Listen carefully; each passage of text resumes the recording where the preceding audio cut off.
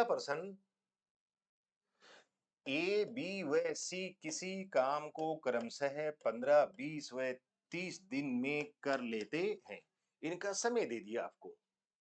तीनों बारी-बारी से काम करते हैं। इसको समझ रहे हैं आप? एक दिन ए आएगा, अगले दिन बी आएगा, उससे अगले दिन सी आएगा। ये बारी-बारी का मतलब है।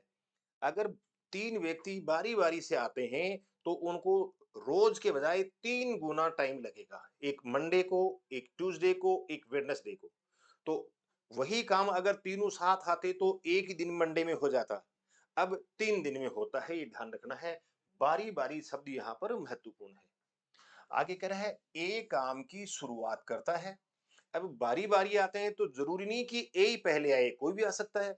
पर्सन कह रहा है ए पहले आता है, फिर बी काम करता है, अंत में सी आता है।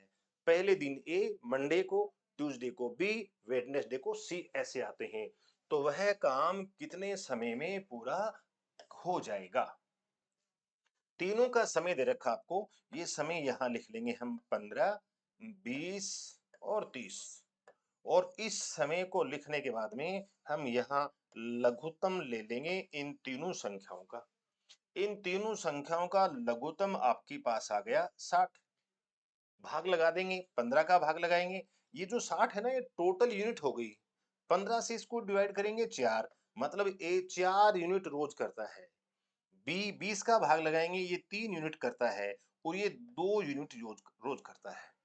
ठीक है, टोटल काम अपने पास कितना है? 60। अगर तीनों अलग अलग आए तो आप 3 दिन में कितना काम करेंगे बता सकते हैं क्या? इन तीनों को मैं जोड़ दूं, 4 3 7 और 2 9 यूनिट काम करेंगे। और 9 यूनिट में कितने दिन लगेंगे? 3 दिन लगेंगे।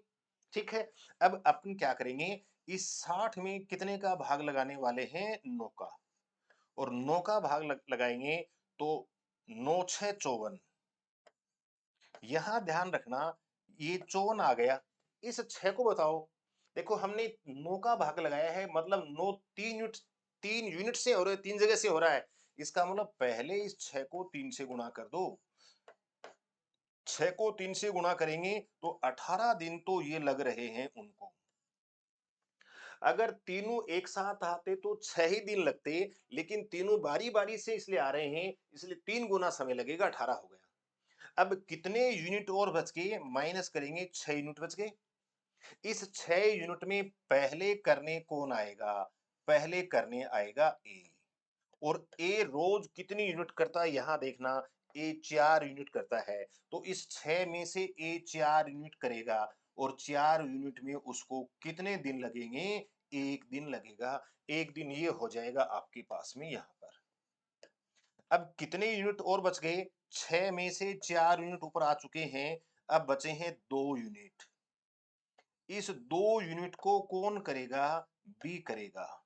जबकि बी कर कितनी सकता है? 3 यूनिट।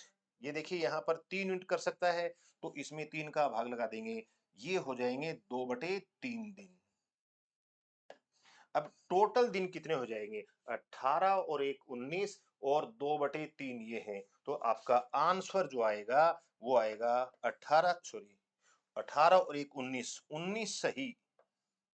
19 सही 2/3 दिन। और 19 सही 2/3 दिन आएगा। ऐसे में ऑप्शन 4 आपका सही होगा।